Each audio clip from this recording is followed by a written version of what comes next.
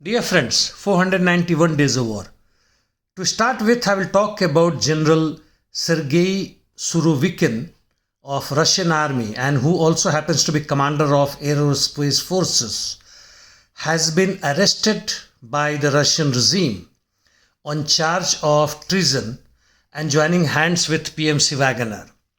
This news is started by the Moscow Times, which actually does not belong to Moscow regime, but is an independent and out of Russia, banned inside the Russia itself, and many other major Western media as well as social media. However, this seems to be a rumor.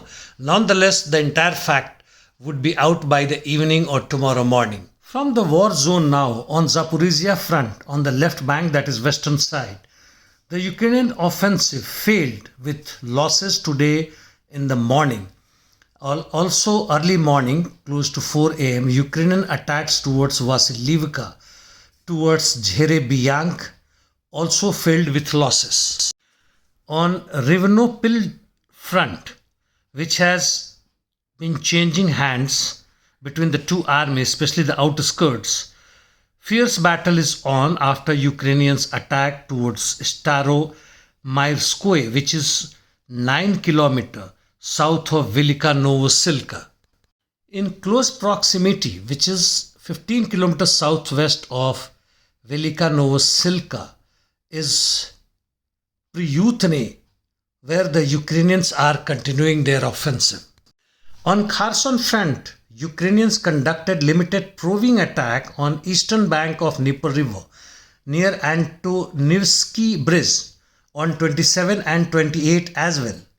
The Ukrainian bridgehead here is a shaky one due lack of reinforcements and not able to arrive any other aids facing heavy Russian shellings. Russian Defense Minister asserts that the Ukrainian forces are deterred from relocating their forces near Dnieper River due Russian artillery and other forms of shelling.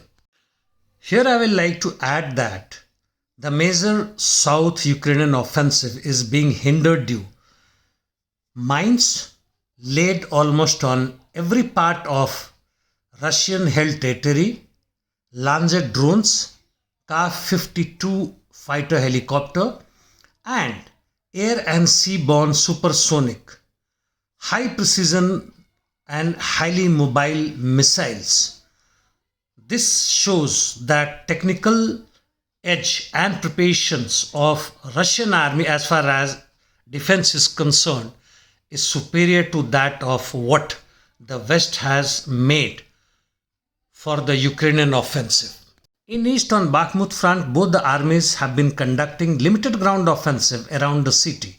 Ukrainian army has gained some territory towards north of Orikho-Vasilivka, which is 11 km northwest of Bakhmut. In other parts of east, that is Avdiivka, Marinka, the battle is on without much territorial losses or gains. In north, on Kremina direction, both the armies carried out limited ground attacks. The Ukrainian General Staff reported that Russian forces offensive near below Horivka, which is 10 km south of Kremina, has failed, while the Russian army claims that it repelled Ukrainian attack on Kuzmina. This is the general situation on the ground. Ukrainian Defense Council Secretary has said that counter-offensive to go faster, but this happens only in fairy tale. We need to be patient, and he could be right. Let us see how the counter-offensive or the entire war zone develops.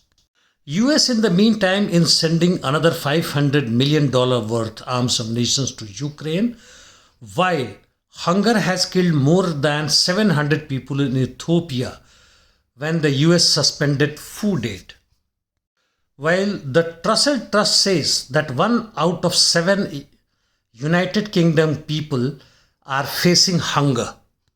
Heavy protest is going on in France against killing of a 17-year-old youth, and H&M Spain employees will face series of strikes in July to demand higher wages. And that's all from my side.